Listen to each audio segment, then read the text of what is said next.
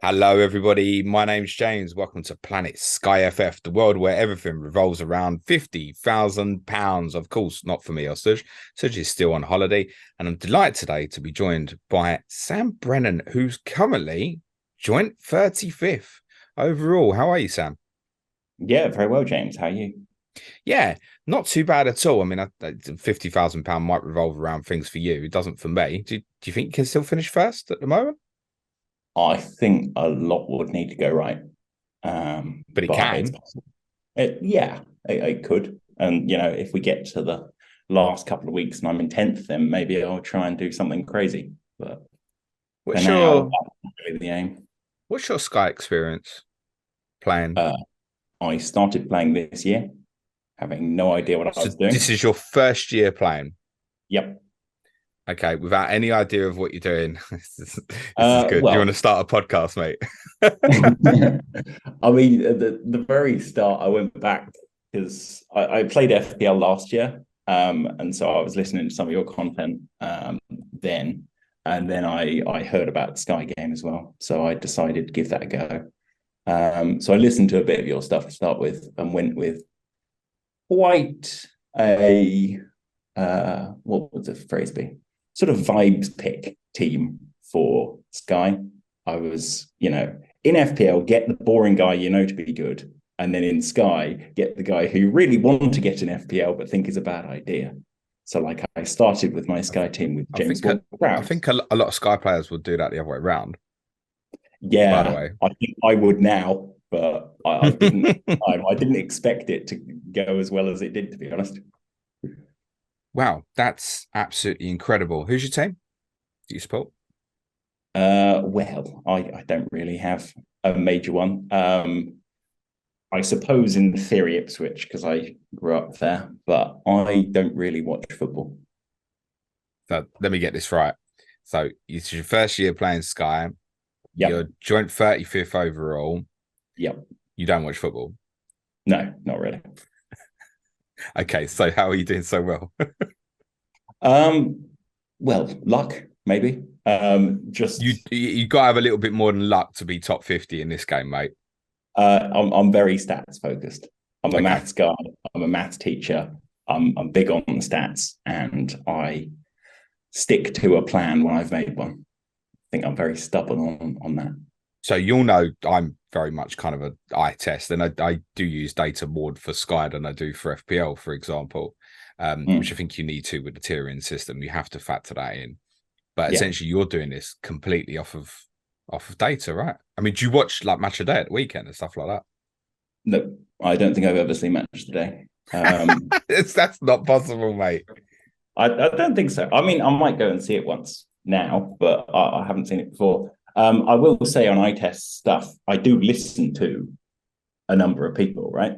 If if we both sit down and watch the same football game, I'm not going to pick up nearly as much as you are because I don't really know how the game is played. I don't know what's going on. I won't be able to identify the players. Whereas you'll be thinking about advanced tactical setups and he switched into a 3-5-2 or whatever. This is my problem with my job. I could save myself a lot of hours a week watching football and Mm. just do what you do. But then I'd probably make it up looking at data. I mean, so how much time do you spend? Are you have you got like planning in terms of transfers? You must be planning well. You can't do well in Sky and not plan. No, So absolutely. you are planning ahead, right? Yeah, Yeah. absolutely. I think So I've planned. what sort of tools are you using there for? Well, your plan is very helpful. I'm Yes, liking that. sailed.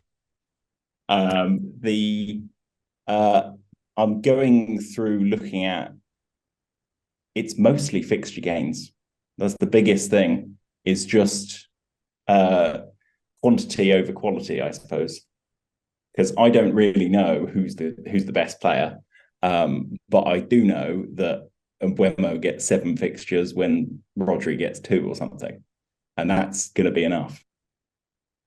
What's interesting about this is you basically, because of what you do, you basically completely remove the emotion from this. Yeah, I You mean, don't I have like an it in my emotional game. pull of Oh my God. Watkins is on. Do you own Ollie Watkins at the moment?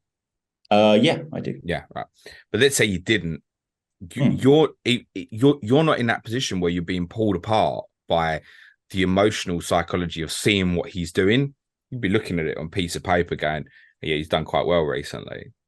Hmm. That's got to be easier from a psychological perspective to deal with. To just go, "Ah, he's doing well," and that you basically would it be fair to say you've got a cold reaction to that? Therefore, I think it's a bit removed. Obviously, I'm very pleased when my guys do well, but it's definitely not as strong, not as passionate. I previously did fantasy chess Olympiad because I was, big into chess. I was back in 2010 or so, and I was very emotional when I was doing that because I knew all the players and I was like, oh, this guy's surely going to do it. He's surely going to do it. And then he didn't, and it will be a disaster. Um, but yeah, for football, I think I'm very much removed from it. it's absolutely mad. It also makes me feel a little bit sick. No, sorry. Good, really well done though, Sam. That's hugely impressive. Do you think this is the game for you now then? In comparison, I I mean, presume you've played FPL previously. Obviously, we met over the winter period during the World Cup. yeah, so I played FPL last year. I got into it because my brother, he had got into it and he said, can you do okay in it just with stats? And I thought, oh, well, I'll give it a go. Just out of interest, Um, how are you doing in FPL at the moment? I'll have to find out. Let me log in. Roughly, I mean, you're going to tell me like your 500th or something like No. I am 10,000. that. And I've got another 7 players, including Rashford tonight. Um, Last year was my first time, and I didn't know what I was doing to start with, but got lucky towards the end. And I think that's somewhere here. Da-da-da. This is one hell of a way for me to find out that I need a different career. Yeah, last year I was 2.8K at the end, but that was my first season playing. Right, Hoping, let's yeah. before all the listeners throw up on themselves, let's talk Yeah. about your current game week in Sky. Obviously, we had games last night, and we've Yep. obviously got 2 more tonight. How many Mhm. points are you on for the week? I'm on 130. Okay, that's only about 29 more than me, so that's great. Um, who has done well for you, mate? So Dunk, I have captained Dunk twice, which Yes, I which may did not as be well. ideal, but yeah, I felt that I want certainty with my captain where possible, and Dunk is the closest thing you get to certainty sometimes. Yeah. Um, I think a lot of the others, everyone's got Kane, Watkins have both done well. Trippier, that was my captaincy yesterday. Sorry, no, that was my captaincy Sunday. on. Yeah. Yeah. That was good. Kane, obviously, the only one on Monday. I was 40th going into Monday, and I was 40th coming out because I think everybody in that top bit has Kane and 0 others. And Reece James. Oh wow, that's different for Sky, but you've got returns off that last night, obviously. Yeah, I mean, get the clean sheet, but the previous one, the 2-0 loss to Villa, we got passing tier 2 and we got tackles Yeah. tier 1. I think So he had the actually, most for Chelsea at the weekend. I want to say he had 65, 70-ish or so against Villa at the weekend. Obviously played right-sided centre-back. And last night, obviously went back to wing-back and he was back to about 30, I think. so I got here 85 passes at the weekend and 4 Wow. tackles. So nice to have. And then Mbeumo has finally come good. I think I got him in for Rodri a while back, and he went 2, 2, 2, 2, and now finally an 8. Um, so nice, yeah, something. Good, Um, good. Did you make any transfers over the weekend? yeah, a few. So I moved out all my Arsenal guys apart from Zinchenko. Okay, cool. I So, made. Go on. oh, sorry. So I sold Trippier previously because I knew was having to sell Arsenal guys here, and so I could get him back in. Yeah, So I think I got in Trippier and Shaw and Rashford.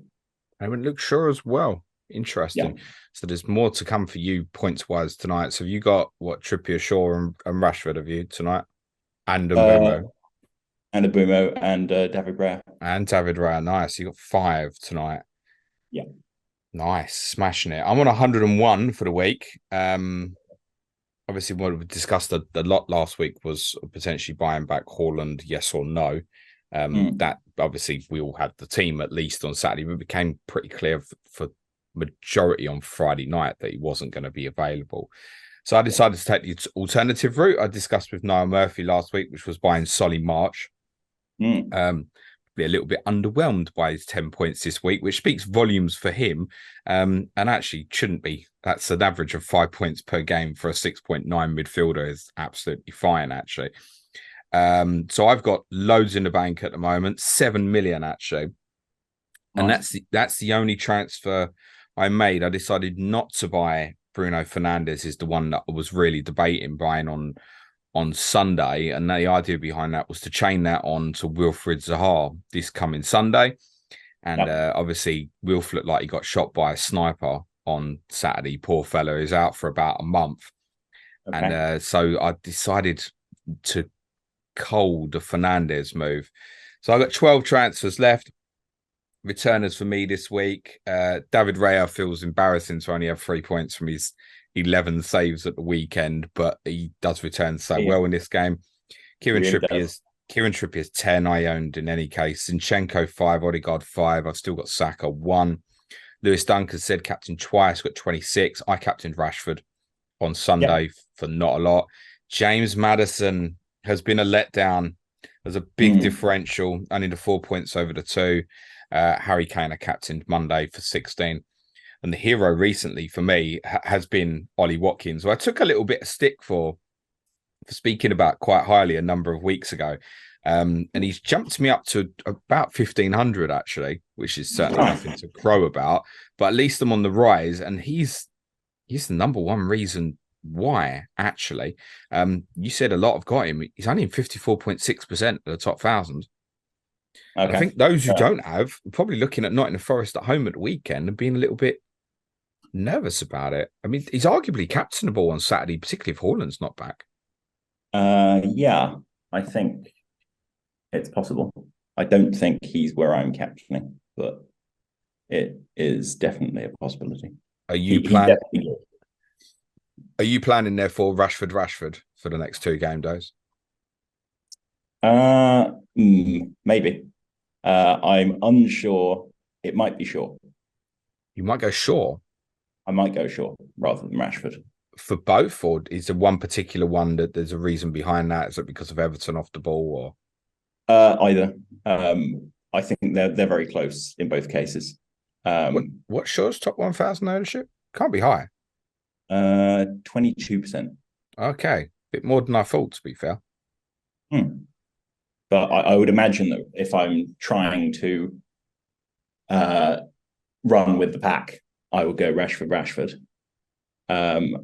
I think it's weird. There's a lot of times where you have a clear captaincy choice and you should just pick them. And very occasionally you have what you think is the best captaincy choice that nobody else is going to pick, which is just wonderful when it happens.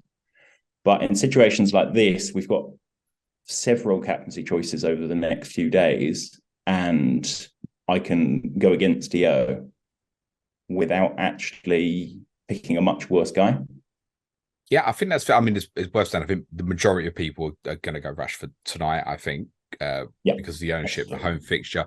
Obviously, Kieran Trippier is very well owned as well. And against West Ham, you've got a small chance of a passing here, possibly even for trips if West Ham sit off really deep. But that might need West Ham to be winning to quite hit that total, possibly. So you'd be cancelling yourself out a bit. My intention would be Rashford tonight. I think home fixture, his home record previously. I don't have any Manchester United defensive. And I do think Brentford are very capable of causing problems as well. I think it'd be Rashford tonight. The sure idea, I'd be more tempted personally with the Everton fixture. Because I think like he really could hit a passing tier in that game as well. Actually, he could tonight, but I'd be a bit conscious that Brentford are better offensively than Everton. But there are alternatives Saturday. You're not wrong. We've obviously got Ollie Watkins. Some we've got Madison. I'd probably completely put off, but I think if we'd have been sitting here this time last week, we'd have gone, oh, maybe Madison is a differential at home to Bournemouth, for example. You obviously got United at home to Everton. You've got City going to Southampton. Kane plays Brighton. I mean, it's probably not Harry Kane at the weekend, but Brighton do give you a chance. Where are you at with Hort? Go on. I mean, I wouldn't mind Brighton. I wouldn't mind Kane particularly, but I think it's probably a Man U guy for me. Yeah. Where are you at with Haaland? Does that change things for you if we get confirmation he's back and available? And I suspect he probably will be. I don't see myself getting Haaland for a long time. A long time? Yeah. There's a fair chance that I don't get him back until, where is it? You're probably looking at either the Arsenal game or even later on the Fulham game. I think it's the Arsenal game. 16.8% owned in the top 1,000 now. Well, that will shoot up, right? Well, of course it will. But Saturday they're the 5:30. The following Saturday they're the 5:30. And then there's a pause where you've got 6 game days actually before they play that Arsenal game. I think for me, I'm going to take it on. Because my other take on it is this week, obviously, these fixtures fall around the period of these Bayern Munich games as well. So, listen, we know with Haaland that he's very capable of doing the business in 45 minutes, disappearing down the tunnel with the match ball, and we don't see him for the second half. He's capable of that sort of thing. But I think for these 2 games now, I think I'm probably going to take it on and not bother. And like you, it would be either the Arsenal game or the Fulham game come back for him. Obviously, subject to his own fitness at that stage. I don't advise anybody else not to get him, by the way. Right, if you want him, get him. You know, it's going to be difficult if you hear he's available on Friday. But I think, like what you said, there's enough alternatives with the likes of Watkins, Rashford. You're saying United defensively at the weekend. So I think, yeah, I can take that on. I will probably be Rashford as well. And there is at least the benefit of seeing the team if there's any concern. Because I feel like if they were the later game, if they were 3:00, because they played tonight and then Saturday, there might have been a bit of concern of, oh, does he definitely start? We'll know. So I think if Rashford's in the team at home to Everton, as long as he looks sharp tonight, I'll probably still go down that way rather than Ollie Watkins. But I'm conscious that there's a few people might come with on the Watkins who have got injuries and might go straight into captain him as well, actually. But do I really want to captain Ollie Watkins when I've got 16 teams to choose from? I'm not sure I really do. What's your plan for captaincy on Sunday, Sam? So Sunday 9th, Leeds Palace versus Liverpool Arsenal. Yep. So I think that's Salah, right? I've still got Salah. I've had Salah, I think, since the World Cup restart. You're down to just Zinchenko as well, right? So it probably influences the decision on that. Yeah. I think Zinchenko isn't great, and for that fixture, Salah at home seems fine. Although, if we knew Salah was out, or if we knew Salah was benched or something, I can just captain Zinchenko. It's not the end of the world. And I think...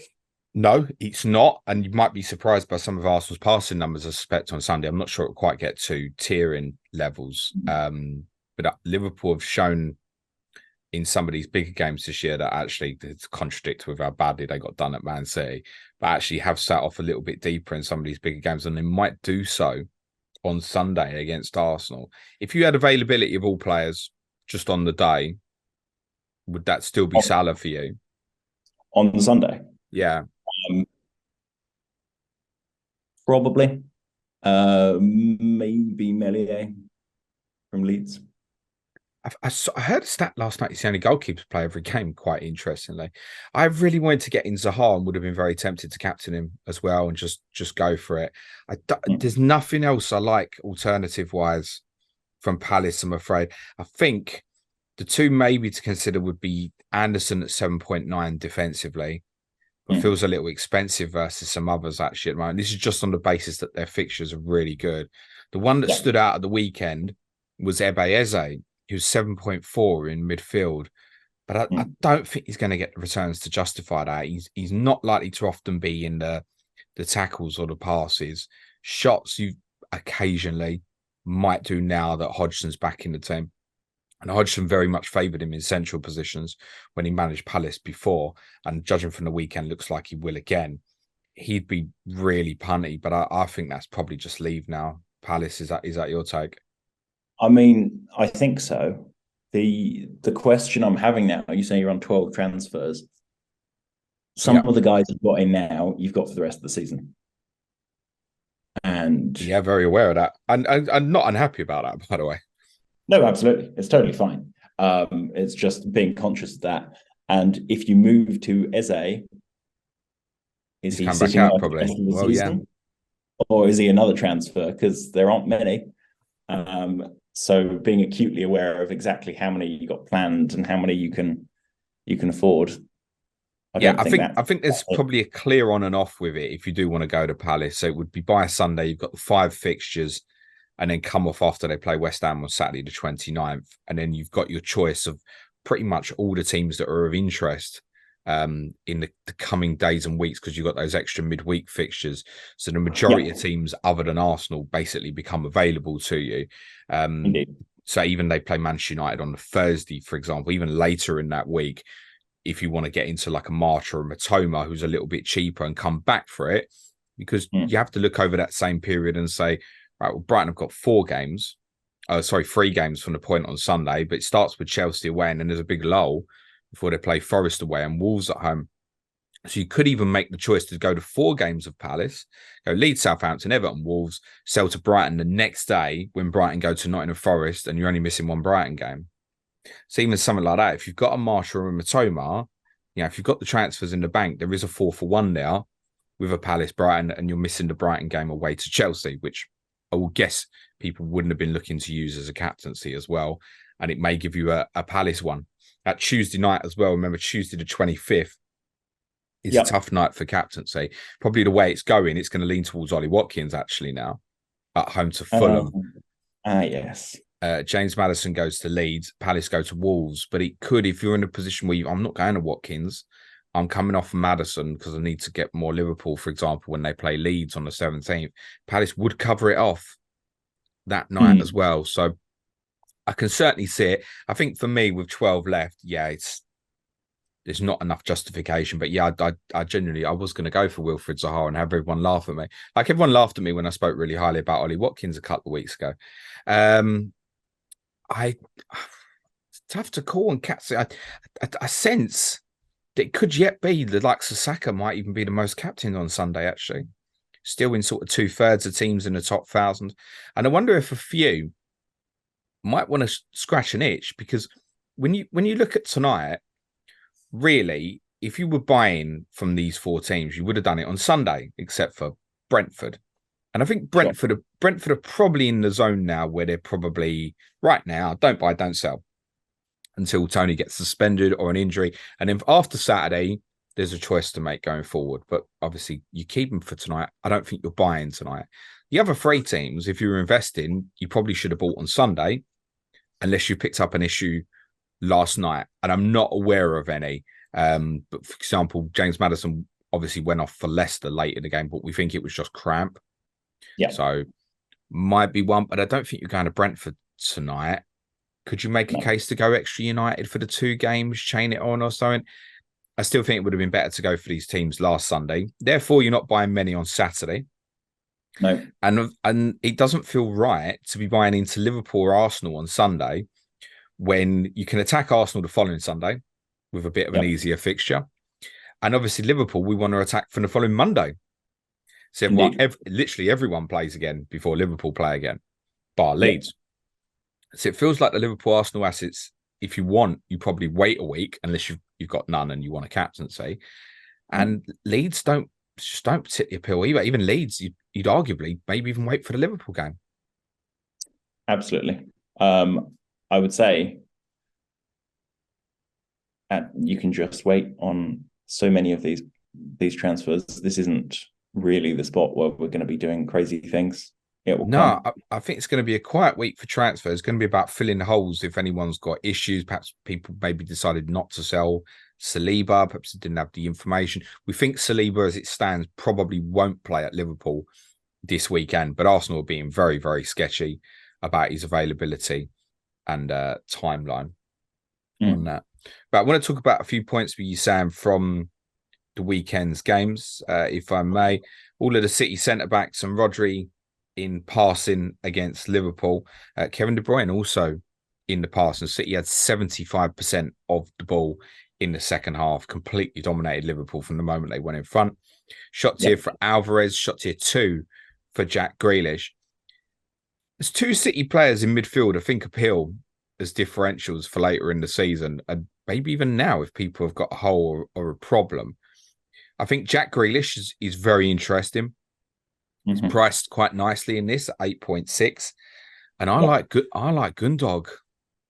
I reckon my mate Luke Williams will support that as an idea at the moment. 8.2 Ilkay Gundogan, owned by 0.3% in the top thousands. 8.2. Do either of those two appeal to you at the moment, Sam? I mean, not yet, right? This is not the time to be buying into them. So we wait. Is it not with those 2 fixtures? I mean, in terms of quantity, no, clearly not. You probably wait for the Arsenal or Fulham games, as said before. Indeed, and I don't trust enough that I'll reliably get the minutes or get the returns. I can use transfers, but I've got to be selling somewhere, and I don't have an issue with my team at the moment. I don't have people that I really want out. I have penciled in moves involving getting in City, but that's rather later, right? Yeah, I haven't got that far in terms of knowing what I'm doing, but I think at least one of those 2 players will be really interesting in the running, actually. Grealish's top thousands ownership is 0.1%. But 2 City offensive midfielders going right under the radar right now. Gundogan, he's almost... It's different to that period where he was almost playing like a false 9 a couple of years ago. But he's always in the box. Always. And Grealish has really got the bit between his teeth now as well. I think the 2 of them are really worth keeping an eye on. A couple of notes from Bournemouth Fulham. Diop and Ream in the passing. Bernd Leno might be a name to keep an eye on. Just for those who might walk into a goalkeeper problem. Say people might have had Danny Ward, perhaps hoping he'd come back in last night, want to wait for a team that's playing at the weekend or something. Fulham do have a decent run of fixtures. It's difficult to make the case for them at the moment, though. And obviously, Mitrovic now confirmed suspended for 8 games. Their run of fixtures, West Ham, Everton, Leeds, would have been good the next 3. If you'd walked into a problem, go, right, I'll have those 3 and then move on. But I don't think that's going to be the case now. I don't think there's too much interest in Bournemouth at the moment. Again, though, then upcoming fixtures, Leicester, Tottenham, West Ham, Southampton, Leeds. It's worth saying, I think if you did want a piece of that, you'd probably go for the 3 games starting with the West Ham game on Sunday the 23rd. Philip Billing hit 6 tackles in that game at the weekend, but he did play a deeper role last night against Brighton. From the Arsenal Leeds game, Martinelli and Jesus in the shots. Obviously, Saka was only a substitute. Zinchenko and Gabriel in the passing. What's your Arsenal plan then, Sam? Are you looking to reinvest from the West Ham game, or are you just happy to captain Zinchenko against Southampton? I'm totally happy to captain Zinchenko against Southampton, and then I'm probably selling him as well. Yeah, my intention after the Friday the 21st is probably to go without. Which is a little bit scary. Are you there for Sunday the 16th? Are you Shaw or Rashford, are you, for captaincy that day? United go to Forest and Arsenal go to West Ham. I believe so. Yeah, I think Or, it's or Rashford. obviously you can do Zinchenko at West Ham. Of course you can. Yeah. But no, I think on that note, I'm probably selling for Paulinho then when I sell Zinchenko. It Okay, frees so up I money. mean, Yeah, yeah, of course he's back available, isn't he? he is, and it frees up the money for some quite interesting late season moves. Yeah, I think people like him, and it's part why I went Solly March to put more Mm. money in the bank because I know where I want to go in a few weeks, which Liverpool, bizarrely, haven't watched them Yeah, twice over the last week. I'm not quite sure why I still want to do that. no, Um, indeed. from the Brighton Brentford game, many of you would have heard this mad stat where every outfield player had 2 shots on goal. Yeah, 8 of the 10 had a shot on target. Solly March with the most of that, 5. Alexis McAllister 3. Joel Veltman had 2. Lewis Dunk only 72 passes. He's far lower than what we'd expect. Levi Colwill 68. Pascal goes 62. I wonder if a part of that is Brentford are quite a stop-start team. The ball doesn't tend to be in play as much when Brentford play games, particularly when they're playing a team who they want to kind of deny. sure. And they've obviously been holding on to the lead. 3 shots on target for Ivan Toney. Obviously, that's David Ray's 11 saves. Have you got Tony still? You've got Mbumo, haven't you? I've got Mbumo instead. We discussed this with a couple of other guys. I bounce ideas off. I think Luke made the point. He said, "Does Tony have a 7-2 over Rodri?" And I said, "No, Tony doesn't, but Wemo does." Yeah, I see where you're going with that. Tony, of course, 1 yellow card from the suspension. That's the sort of thing that will open up moves for the weekend, were he to get booked Yeah. tonight. And I guess a decision wants to be made soon, but while he's doing all right, I think people can hold on to him. I don't have him at the moment, but I don't think people will be rushing to move him on. Maybe after the Wolves No, game. I I think mean, maybe I've got after the Wolves game, we might a couple to Arsenal go if you come off Arsenal, maybe back in for the 2 games, then something else, or obviously you've got the Liverpool game on the Monday night after Brentford play Wolves, probably more likely for people.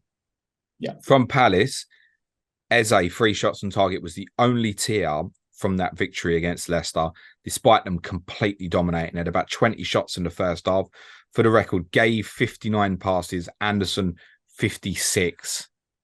Yeah. So if they've not hit it in that circumstance where they've been pushing hard the whole game, that says to me that probably they won't hit it often.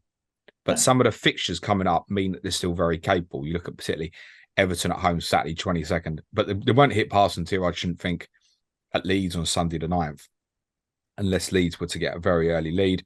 Wout Faes, as is common for Leicester, did hit a passing tier when it wasn't going well for them. Daniel Weaverson, 8 saves and an own goal. Some interesting numbers from the Forest Wolves game, just briefly. I know probably 2 teams people aren't really considering, but shots here for all 3 of Forest's forwards, and some big numbers defensively for Wolves, which include 104 passes for Max Kilman.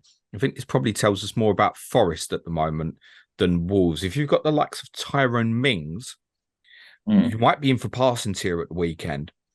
That's subject to Steve Cooper keeping his job, I should say. Yeah. But he might be one where he looks a bit like Dunk this weekend, in the sense you could look at it and think, I could see that being a 10-pointer, actually. It's not as locked in as Lewis Dunk, obviously, on the passing. But yeah, Tyrone Mings might be another really, if people were on as an alternative shout for captaincy at the weekend. Neves 85 passes for Wolves. He's now suspended for 2 games. And those with Chelsea Brentford players should take note of that as well. Talking of which, you'd mentioned, obviously, Reece James 85 passes against Villa at the weekend. Koulibaly, Cucurella, Kovacic and Enzo Fernandez also in the passing. Mudryk, Havertz, Felix with shots. James also with tackles. What's your plan with Reece James then? Is that going to Liverpool? Is it Monday the 17th? Is that part of your plan? Plausibly. It might be earlier. Sam is 35th and he's not giving much away. See Niall last week. Yeah, I'll show everyone my team. Yeah, Niall wins. Sam overtakes you, mate. There's a serious chance that it's earlier than that. Depending on how I feel about the Liverpool team against Arsenal. It's worth saying we won't see the Liverpool team, but most people, certainly on social media and Twitter, probably would have been aware I'd say become clear, it didn't, but most of us knew at lunchtime it looked like Van Dijk and Salah, for example, weren't going to play. And then by about 5:30, there were people posting teams that had no Trent, no Robertson, etc. So we may well have Liverpool information before they kick off. We may actually have Arsenal information as well. There's a few, obviously, Andy, let's talk FPL had the Saka news. So we might even have information on Liverpool and Arsenal before Leeds and Palace kick off on Sunday. Yeah. We'll skip Villa. We'll come back onto them for a second. An interesting note from the West Ham Southampton game. James Ward-Prowse, 75 passes. Have you still got him? No. I sold a bit quite a while ago. No, that's not that uncommon against West Ham. Lucas Paquetá, 10 tackles. Nice. Massive during that game. I think if you were buying West Ham, as said, it was Sunday. Newcastle, Manchester United, no passing tier in the game. Guimaraes in tackles. Willock, by the way, I think is a name to begin to keep an eye on. That's not to say I'd go and buy him tonight, but there's a couple of later entry points. Sunday the 23rd against Tottenham, Thursday the 27th against Everton, where he's another one that enables. He had a really strong run a few years ago of goal scoring form towards the end of the season, and his underlying data has been in terms of XG has been really good all season. And he's one people won't go near. And they have a good little spell there from that sort of Tottenham, Everton, Southampton, 3 in a row where you can jump it. Or, to be honest, if you're buying at that price, it's probably an enabler that's going to sit there. But an alternative to, say, your Paulinias and your Brighton assets. United players, I guess, are sticking at the moment, at least until that Liverpool fixture on Monday the 17th, I would say. Everton, Tottenham, oh God, I don't want to talk about that much, but I'll be doing that on Patreon later. Højbjerg, Romero, tier 2 passing, Dyer and Longley, tier 1. Longley would have hit tier 2 if not being substituted with 15 minutes to go. Harry Kane obviously scored with a penalty. He's disposable, I guess, from the Bournemouth game, I think. But I keep hearing people keeping because they want to captain him against Newcastle Sunday 23rd. Yeah, I think I'll be captaining a Newcastle player. What about you, mate? I'm likely going to sell. I think Kane can definitely go. It might be to get more Liverpool, to be honest. Yeah, that's exactly where I'm at. And a few notes from the games last night. Dunk, more familiar total number of passes for him, 98. Moises Caicedo, 7 tackles. And Brighton did put on their Twitter feed last night. He and McAllister, who both went off, no problem for Saturday. They will be available for that game at Tottenham. And by the way, Lewis Dunk will be, I'm fairly certain, well in excess of 100 passes in that game at the weekend. Indeed. We get 3 passes added to the game, don't we? What would you want it to be? 100? Yeah. I mean, it's just a dunk at this point. Yeah, I probably wouldn't. I'd arguably make the difference between 1 and 2 a little bit bigger. Yeah. Maybe 60 and 80, maybe. Indeed. Tyrone Mings, 81 passes at Leicester last night. So too Ezri Konsa. Now there is the influence of obviously the Keenan Dewsbury Hall red card has bumped it up a little bit at the end. Douglas Luiz also in the passing. Wout Faes was most for Leicester, but just 42. 3 shots on target for Harvey Barnes. Maddison, 9 passes completed in the game. Yeah. Disappointing. He played in a more right position. It's not unfamiliar for him. We've seen that in the past. They dropped Tete out of the team and he played more on the right last night. Finally, no passing tier for Liverpool last night at Stamford Bridge. Was obviously a much changed team. Enzo Fernandez, little gem, isn't he? 76 passes again last night, doing absolutely great. Wesley Fofana played 7 tackles. He'll make a difference to Chelsea and he's cheap as 7.5. But I think Chelsea's probably a leave now till I guess it's very difficult. Maybe the Brentford fixture Wednesday the 26th, if someone like Fofana is fit, and especially if they're out of the Champions League, because there are a couple of good fixtures afterwards, but you've got to navigate the Arsenal fixture first as well. But that's probably subject to the match week 36 fixtures, which I think we're due to get tomorrow actually. That's probably your entry point is Brentford at home Wednesday the 26th. Happy to do a couple of questions before we finish off, Sam? Oh, great. Yeah. Good stuff. Right. Let's see who we've got in. There's a few this week. Johnny White says, what are the best options for moving on Tony if he gets carded in his next game, apart from Haaland? Wemo. You don't mean that, mate. I mean, I don't think it's crazy. If we knew it was specifically in next game, it really depends on the money and the position. Does it need to be a striker that you're replacing? Is kind of the big issue. But you've got your pick, right? You could. What do you mean? If he gets carded. Oh, yeah. Today, I mean, you've got your pick from everybody that's affordable, indeed. right? And obviously positional. I guess from the forwards, Watkins is the obvious name to say at this moment. But yeah, you're quite right to certainly consider other positions if you can. It might be the one where people haven't got an enabler, instead of come off Paulinho and haven't got like a March or a Willock or someone like that. It might be that that's the right move, is to get the right enabler now from your pick of all the teams. Yeah. And leave that money for if you want to go into, say, Liverpool Monday the 17th, or leave the money to go back to Haaland later in the season.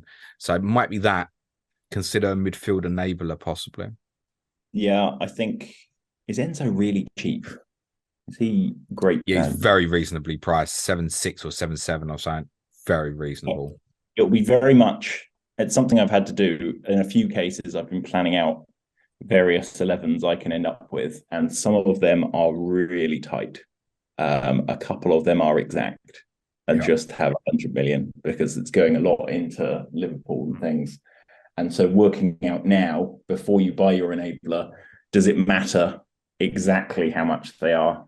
If we have them be just 0.2 more expensive, can you afford that here? Or will that block you from a specific one?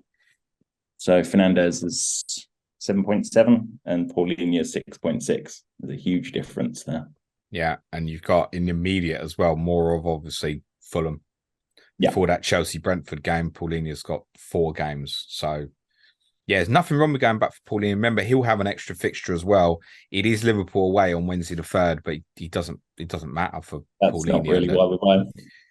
No, not at all. Ian Parrion says, is it skill or luck getting the timing right on when to move on? So sell currently underperforming Sky players. He says, James Maddison, I'm looking at you.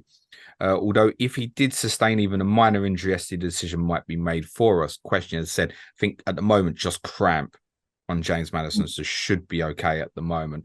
But is it skill or luck moving players on at the right time? We've all been there. You just mentioned about Mbumo, right? 2-2-2-2-2. Finally got you something. I think there's quite a bit of skill potentially there. I think very much the main part of my season has been planning for a lot of injury eventualities or people being out, most of which never come to pass. But when they do, being able to actually get some serious fixture gains is nice. I think it's quite common that if you get somebody injured, you go, well, let's say Rashford's injured tonight, gets injured in the game, and you go, well, I'll move him on to somebody, and because I need to, but I'm not actually gaining a fixture there. Or I wouldn't be gaining a fixture if he was fit. Whereas a lot of mine I've deliberately done so that I don't need to do that.